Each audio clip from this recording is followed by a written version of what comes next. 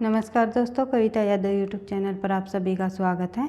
TGT PGT Hindi और NTA net से संबंधित हिंदी विषय की तैयारी को आगे बढ़ाते हुए आज की क्लास में हम करेंगे उपन्यास से संबंधित महत्वपूर्ण प्रश्न। 1 से लेकर 60 प्रश्नों तक हम पहले कर चुके हैं 2 क्लासों में।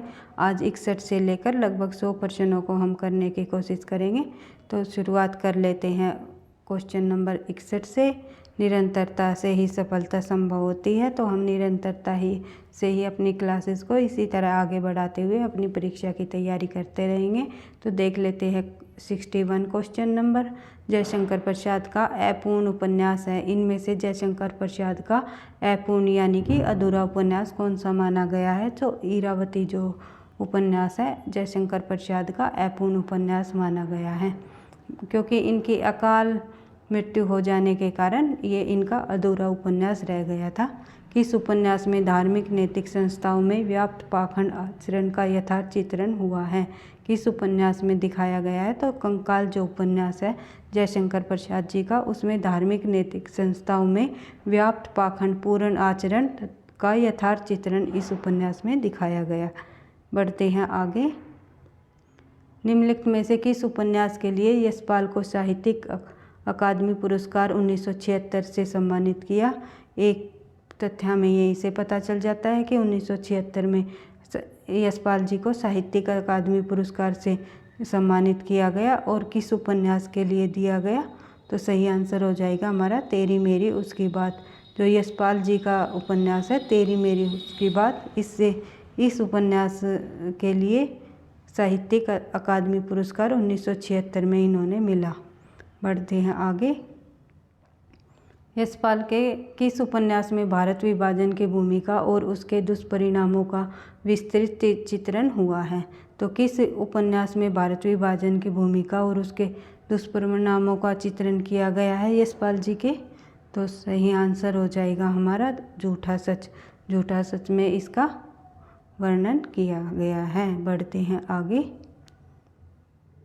यशपाल के किस उपन्यास में गांधीवादी विचारधारा का खुलकर विरोध हुआ है? तो यशपाल जी के जो उपन्यास है देशद्रोही में गांधीवादी विचारधारा का खुलकर विरोध हुआ है। एक जुआरी के असफल प्रेम को कथानक बनाकर लिखा गया उपन्यास है।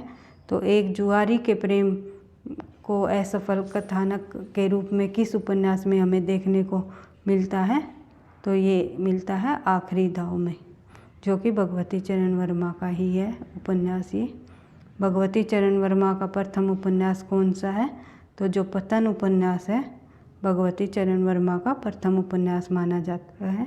भगवती चरण वर्मा के किस उपन्यास में गांधीवादी आतंकवाद और साम्यवाद तीनों का चित्रण दिखाया गया है? तो गांधीवाद, आतंकवाद और साम्यवाद तीनों का चित्रण भगवती चरण वर्मा के किस उपन्यास में हमें देखने को मिलता है? तो टेढ़े मेढ़े रास्ते में इन तीनों का चित्रण हमें देखने को मिलता है। बढ़ते हैं आगे। पांडे बेचन शर्मा उग्र के किस उपन्यास को आलोचकों ने फैंटेसी कहा? तो उग्र जी के जो घंटा उपन्यास है उसको आलोचकों ने फैंटेसी नाम दिया। बढ़ते हैं आगे। पत्रात्मक प्रविधि में लिखा गया उपन्यास हिंदी का प्रथम उपन्यास है। तो कौन सा पत्रात्मक प्रविधि में लिखा गया हिंदी का प्रथम उपन्यास माना जाता है? चंद हसीनों की खतूत। उग्र जी का जो उपन्यास है चंद हसीनों की खतूत, उसको पत्रात्मक विधि का प्रथम उपन्यास माना गया है। सूरदास जी की जीवनी पर आधारित उपन्यास किसने लिखा? तो ये पूछा हुआ है कि सूरदास की जीवनी पर जो आधारित उपन्यास है वो किस लेखक ने लिखा, किस उपन्यासकार ने लिखा? तो अमृतलाल नागर और अमृत राय में आपको कन्फ्यूज नहीं होना है। सही आंसर हो जाएगा हमारा अमृतलाल नागर। अमृतलाल नागर ने खंजर नैन नामक जो उपन्यास है वो सूरदास की जीवनी पर आधारित उपन्यास लिखा उन्होंने। और तुलसीदास की जीवनी पर आधारित उपन्यास का नाम क्या है? उपन्यासकार अमृतलाल नागर ने ही तुलसीदास की जीवनी पर आधारित उपन्यास भी लिखा, उसका नाम है मानस का हंस। और सूरदास की जीवनी पर आधारित खंजर नैन। इन दोनों को आप लोगों को याद रखना है, बार बार परीक्षा में पूछा जाता है। बढ़ते हैं आगे। इनमें से कौन सा कथन आंचलिक उपन्यास के लिए सत्य है। तो आंचलिक उपन्यास के बारे में तीनों बात ये कही है, तो देख लेते हैं हम। इनमें से किसी विशेष अंचल का चित्रण होता है, किसी विशेष स्थान या किसी विशेष अंचल का चित्रण आंचलिक उपन्यासों में हमें देखने को मिलता है। बिल्कुल सही है। अंचल विशेष के रीति रिवाज, रहन सहन, मेले, उत्सव चित्रित होते हैं, ये बात भी बिल्कुल सही कही गई है। आंचलिक भाषा में प्रयुक्त शब्दावली, मुहावरे आदि होते हैं। वहाँ की जो अंचल विशेष की जो वहाँ की भाषा होती है उसी में शब्दावली और मुहावरे आदि भी प्रयोग में होते हैं आंचलिक उपन्यासों में। ये भी बिल्कुल सही कथन है। तो आंसर हो जाएगा हमारा उपयुक्त सभी। तो जो डी ऑप्शन है वो हमारा सही आंसर हो जाएगा, उपयुक्त सभी। इनमें से आंचलिक उपन्यास कौन सा है। तो आंचलिक उपन्यास पूछा हुआ है कि इनमें से आंचलिक उपन्यासकार पूछा हुआ है, भाई उपन्यास नहीं, उपन्यासकार पूछा हुआ है। तो आंचलिक उपन्यासकार कौन सा है इनमें से। फणीश्वरनाथ रेणु, नागार्जुन, अमृत राय या ए और बी दोनों। तो सही आंसर हो जाएगा हमारा ए और बी दोनों, क्योंकि फणीश्वरनाथ रेणु का तो मैलांचल पहला आंचलिक उपन्यास माना ही जाता है। साथ ही जो नागार्जुन जी ने भी बलचनामा जो उपन्यास है वो आंचलिक उपन्यास के रूप में, प्रथम आंचलिक उपन्यास के रूप में नहीं माना, क्योंकि मैलांचल जो लिखा था वो 1954 में लिखा गया था और बलचनामा जो नागार्जुन का है वो 1952 लिखा गया था। लेकिन जो बलचनामा को प्रथम आंचलिक उपन्यास कि उसमें कुछ कमी होने के कारण स्वीकार नहीं किया गया। फणीश्वरनाथ रेणु के मैलांचल को प्रथम आंचलिक उपन्यास माना, लेकिन आंचलिक उपन्यास तो नागार्जुन ने भी लिखे हैं, तो आंचलिक उपन्यासकार के रूप में नागार्जुन का भी नाम आएगा और फणीश्वरनाथ रेणु जी का। तो सही आंसर हो जाएगा हमारा डी, ए और बी दोनों। बढ़ते हैं आगे। निम्न उपन्यासों में से कौन सा उपन्यास आंचलिक उपन्यास है।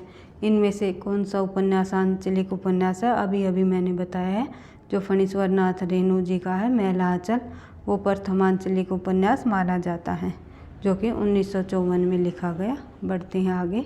पंचायत, कॉलेज की प्रबंध समिति और कोऑपरेटिव सोसाइटी के सूत्रधार वेद जी किस उपन्यास के पात्र है। तो वेद जी किस उपन्यास के पात्र रहे हैं ये पूछा हुआ है। तो सही आंसर हो जाएगा हमारा डी, सी भाई, राग दरबारी।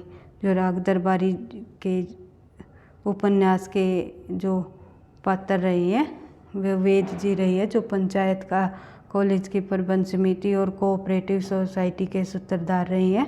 और जो ये राग दरबारी जो उपन्यास है वो श्री लाल शुक्ल जी का है। बढ़ते हैं आगे। प्रजातंत्र और लोकतंत्र के नाम पर हमारे चारों ओर फलने फूलने वाली राजनीतिक संस्कृति के प्रतिनिधि पात्र वेद जी किस उपन्यासकार की सृष्टि है। जो वेद जी की बात कहें तो अभी मैंने आपको बताया था राग दरबारी के पात्र रहे वेद जी। सही आंसर हो जाएगा श्री लाल शुक्ल के, जो कि राज दरबारी उपन्यास के रचनाकार हैं। इनमें से कौन सा मोहन राकेश का उपन्यास है। तो इनमें से कौन सा उपन्यास मोहन राकेश जी का है। तो उखड़े हुए लोग राजेंद्र यादव का है, राजेंद्र यादव। उसके बाद आने वाला कल मोहन राकेश का है। सही आंसर हो जाएगा हमारा बी। यह पथबंधु था वो है नरेश मेहता का। उसके बाद वे दिन जो है वो है निर्मल वर्मा का, निर्मल वर्मा। इस प्रकार से हमें एक एक क्वेश्चन में से चार क्वेश्चन नो का पता चल जाता है। बढ़ते हैं आगे। इनमें से निर्मल वर्मा का उपन्यास कौन सा नहीं है।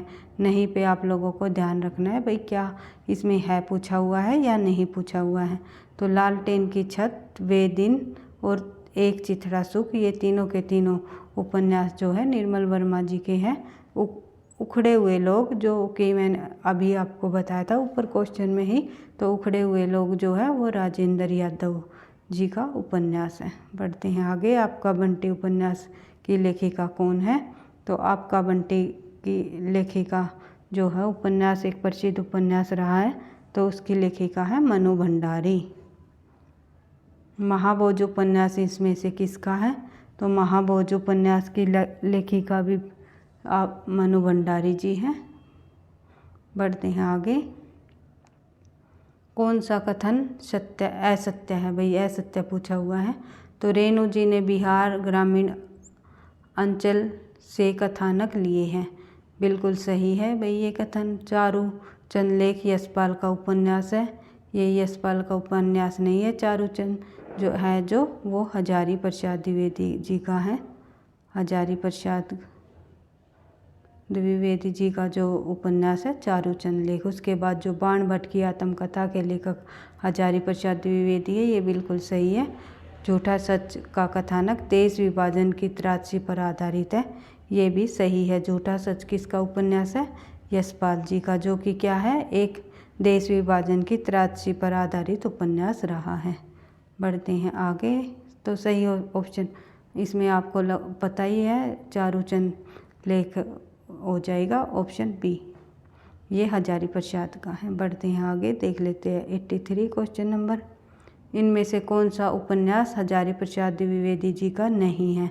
नहीं पे आप लोगों को ध्यान रखना है कि क्या है, पूछा हुआ है या नहीं। तो जो वे दिन जो है ये निर्मल वर्मा का उपन्यास है, तो सही आंसर हो जाएगा हमारा डी। अनाम दास का पोथा, पुनर्वा और बाण भट्ट की आत्मकथा, तीनों के तीनों उपन्यास जो है हजारी प्रसाद द्विवेदी जी के हैं। बढ़ते हैं आगे। राग दरबारी के रचनाकार का नाम क्या है? तो राग दरबारी के रचनाकार का नाम मैंने बताया ही था, श्री लाल शुक्ल जी हैं। राग दरबारी में किस गांव का समग्र चित्रण हुआ है? तो राग दरबारी जो उपन्यास है श्री लाल शुक्ल जी का, उसमें किस गांव का चित्रण किया गया है? जो कि शिवपालगंज गांव का इसमें चित्रण किया गया है। और एक क्वेश्चन और बार बार पूछा जाता है परीक्षा में, मोरीगंज जो गांव का चित्रण है किस उपन्यास में हमें देखने को मिलता है? तो मोरीगंज का संबंध किस उपन्यास से रहा है? मैलाचल से, जो कि फणीश्वर नाथ रेणु का प्रथम आंचलिक उपन्यास माना जाता है। बढ़ते हैं आगे। मोरीगंज का संबंध मैलाचल से है, शिवपालगंज का संबंध राग दरबारी से है, ये आप लोगों को याद रखना है।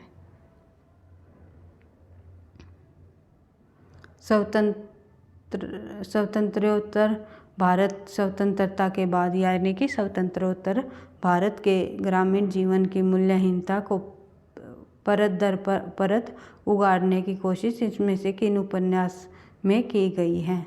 तो ये पूछा हुआ है, तो इसका सही आंसर हो जाएगा राग दरबारी। रागे राघव का वह उपन्यास जो भगवती चरण वर्मा के उपन्यास के उत्तर में लिखा और उसकी कथा भी टेढ़े मेढ़े रास्ते से जोड़ी गई, तो वह कौन सा हो जाएगा? रागे राघव का उपन्यास भगवती चरण वर्मा के उपन्यास के उत्तर में लिखा गया, वह हो जाएगा सीधा साधा रास्ता। ये पूछ लिया जाए तो टेढ़े मेढ़े रास्ते कई बार परीक्षा में पूछा जाता है किसका उपन्यास है। अगर ये परीक्षा में ये पूछ लिया जाए तो सीधा साधा रास्ता किस लेखक का उपन्यास है? तो रागे राघव का उपन्यास है सीधा साधा रास्ता, जो कि भगवती चरण वर्मा के उपन्यास टेढ़े मेढ़े रास्ते के उत्तर में लिखा गया। रागे राघव के किस उपन्यास में हर्षवर्धन और राजश्री के जीवन की घटना का चित्रण हुआ है? रागे राघव जी के किस उपन्यास में हर्षवर्धन और राजश्री के जीवन की घटनाओं का चित्रण हुआ है? तो सही आंसर है हमारा चीवर में, चीवर इसका सही आंसर हो जाएगा। बढ़ते हैं आगे। कॉलेज के जीवन की समस्याओं को व्यक्त करने वाला उपन्यास इनमें से कौन सा है? इनमें से कौन सा ऐसा उपन्यास है जिसमें कॉलेज की जीवन की समस्याओं का व्यक्त करता है? तो वह हो जाएगा घरौंदे। घरौंदे जो उपन्यास है, किसका उपन्यास है घरौंदे? तो ये जो उपन्यास है ये रागे राघव का ही एक प्रसिद्ध उपन्यास है घरौंदे, जिसमें कि रागे राघव जी ने अपने विद्यार्थी जीवन को चित्रित इसमें किया है। विद्यार्थी जीवन का चित्रण इसमें दिखाया गया है घरौंदे में रागे राघव जी ने। रागे राघव के किस उपन्यास में अकाल से त्रास तथा क्षुधा पीड़ित जनों की करुण गाथा के साथ ही पूंजीपतियों की क्रूरता का उल्लेख इसमें दिखाया गया है। तो सही आंसर हो जाएगा विषाद मठ में इसमें दिखाया गया। आजकल परीक्षा में इसी प्रकार से प्रश्न पूछे जाते हैं भाई, उपन्यासों के जो अंदर की कथा है उसको ही प्रश्नों में पूछ लिया जाता है। पहले डायरेक्ट पूछ लिए जाते थे कि ये किसका उपन्यास है, ये किसका उपन्यास है। आजकल परीक्षा में पूछने का जो प्रश्नों का है पैटर्न बदल चुका है। उसमें या तो फिर इस तरह से पूछ लेते हैं, इनमें से असत्य कथन कौन सा है या इनमें से कौन सा नहीं है, या जो भी रचनाएं हैं उनके अंदर से जो कथा वस्तु होती है उनसे क्वेश्चनों को बना लेते हैं। तो आजकल थोड़ा सा डेप्थ पेपर आने लग गया और समझ बेस प्रश्न पत्र बनने लग गया। तो इसलिए इसी के अनुसार ही मैं क्वेश्चनों को लेकर के आ रही हूँ। आई होप आपको पसंद आएंगे और आपके परीक्षा में आपको अत्यधिक इनसे लाभ मिलेगा। तो वीडियो अच्छी लगती है तो भाई प्लीज़ लाइक कर दिया करो, आपके लाइक से ही मोटिवेशन मिलता है मुझे। बढ़ते हैं आगे, देख लेते हैं अगला क्वेश्चन। निम्नलिखित उपन्यासों में इनमें से मोहनजोदड़ो की वे बहुसंपन्न संस्कृति और उसके विनाश की कहानी कही गई है। तो किस उपन्यास में मोहनजोदड़ो के वे बहुसंपन्न की संस्कृति और विनाश की कहानी कही है? तो सही आंसर हो जाएगा मुर्दों का टीला। मुर्दों के टीले में वे बहुसंपन्न संस्कृति और उसके मोहनजोदड़ो की वे बहुसंपन्न संस्कृति और उसके विनाश की कहानी इसमें दर्शाई गई है। बढ़ते हैं आगे। किस उपन्यास में ब्रज के नटों का जीवन चित्रित किया गया है? तो जो कब तक पुकारूं जो है उपन्यास, उसमें ब्रज के नटों का चित्रित किया गया है। रागे राव जी का ही है कब तक पुकारूं।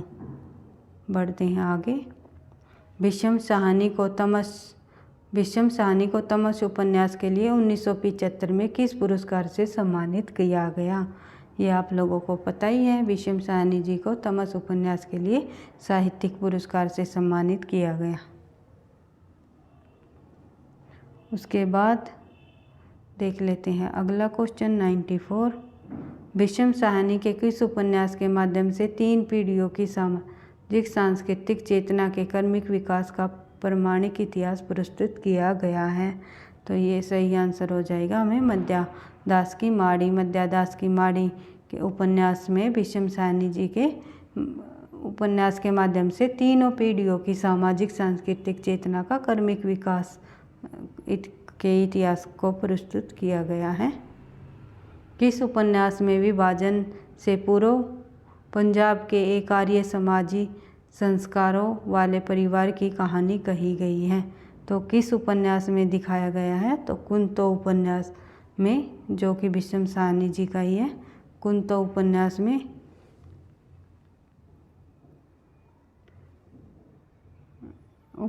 में पूर्व पंजाब के एक आर्य समाजी संस्कारों वाले परिवार की कहानी इसमें दिखाई गई है।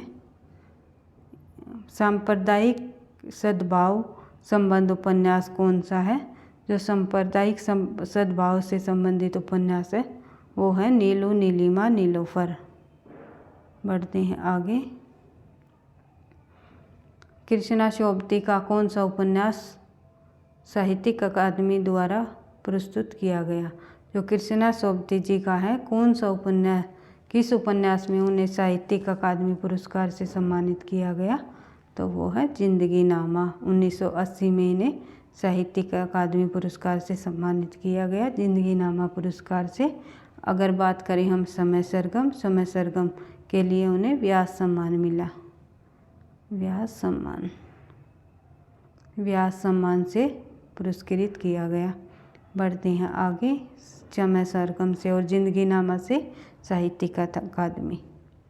नरेश मेहता का वह उपन्यास जिनमें मातृहीन बालक उदयन, अगर पूछ लिया जाए तो उदयन किस उपन्यास का पात्र है या किस उपन्यासकार से संबंध रखता है, किस उपन्यास की कथा में है, तो वो हो जाएगा नरेश मेहता के उपन्यास का पात्र रहा है। उदयन के मानसिक विकास का मनोवैज्ञानिक विवेचन किया गया है, तो उसके मानसिक विज्ञान का मनोवैज्ञानिक विवेचन धूमकेतु एक श्रुति, जो कि नरेश मेहता का उपन्यास प्रसिद्ध उपन्यास है, उसमें उदयन के मानसिक विकास के मनोवैज्ञानिक विवेचन किया गया है। बढ़ते हैं आगे।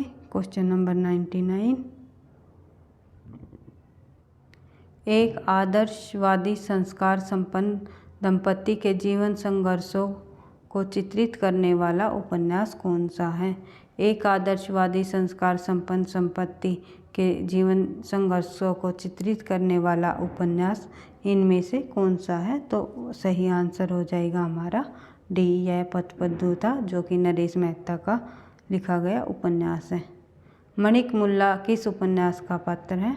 तो मणिक मुल्ला जो उपन्यास जो प्रमुख पात्र है आपको पता ही है, सूरज का सातवां घोड़ा, जो कि धर्मवीर भारती जी का उपन्यास है। बढ़ते हैं आगे, देख लेते हैं नेक्स्ट क्वेश्चन।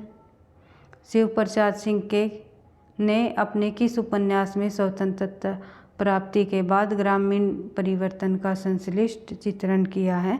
तो सही आंसर हो जाएगा हमारा अलग अलग वैतरणी, जो कि शिव प्रसाद जी का प्रसिद्ध उपन्यास है। उसमें उन्होंने स्वतंत्रता प्राप्ति के बाद ग्रामीण परिवर्तन का संश्लिष्ट चित्रण किया गया है। कुबीलाई जीवन व्यतीत करने वाले नटों के जीवन संघर्षों को उद्घाटित करने वाला उपन्यास कौन सा है? तो सही आंसर हो जाएगा हमारा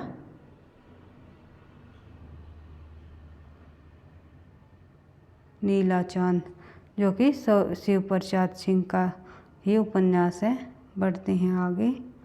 शिव प्रसाद सिंह ने अपनी पुत्री के जीवन की करुण कथा को केंद्रित करके किस उपन्यास की रचना की है? तो वो हो जाएगा मंजू सीमा, जो उपन्यास है उनका शिव प्रसाद सिंह का, उसमें अपनी पुत्री के जीवन की करुण कथा को चित्रित इस उपन्यास में किया है। साहित्यिक अकादमी पुरस्कार 1992 किसे प्राप्त हुआ? तो साहित्यिक अकादमी पुरस्कार 1992 में पूछा हुआ है, तो 92 में किसे प्राप्त हुआ? आप लोगों को पता ही है, गिरिराज किशोर का जो ढाई घर जो उपन्यास है उसको 1992 में साहित्यिक अकादमी पुरस्कार से सम्मानित किया गया। बढ़ते हैं आगे। Question number 105। 100+ क्वेश्चन कर लिए हमने भाई उपन्यास के लगभग 100% ही करने का आज टारगेट था, तो और अधिक ही प्रश्न हो गए। निम्नलिखित में से कौन सा युग्म असंगत है, यानी कि संगत नहीं है? तो कौन सा इसमें युग्म जो है जोड़ा सही नहीं है? तो देख लेते हैं। कृष्णा शोभती सूरजमुखी अंधेरे के, बिल्कुल सही है। रविंद्र कालिया खुदा सही सलामत है, ये भी बिल्कुल सही है। राजेंद्र यादव का हमने बार बार पढ़ा है, उखड़े हुए लोग उपन्यास है, ये भी बिल्कुल सही है। बचा भीष्म शाहनी गुनाहों का देवता, ये गलत हो जाएगा हमारा, सही आंसर हो जाएगा डी। असंगत पूछा हुआ है, असंगत हो जाएगा डी, क्योंकि जो गुनाहों का देवता है वो धर्मवीर भारती जी का उपन्यास है। धर्मवीर भारती जी का उपन्यास है गुनाहों का देवता। इस प्रकार से हमने 105 प्रश्नों को उपन्यासों से संबंधित कंप्लीट कर लिया है। इसी तरह अगर आप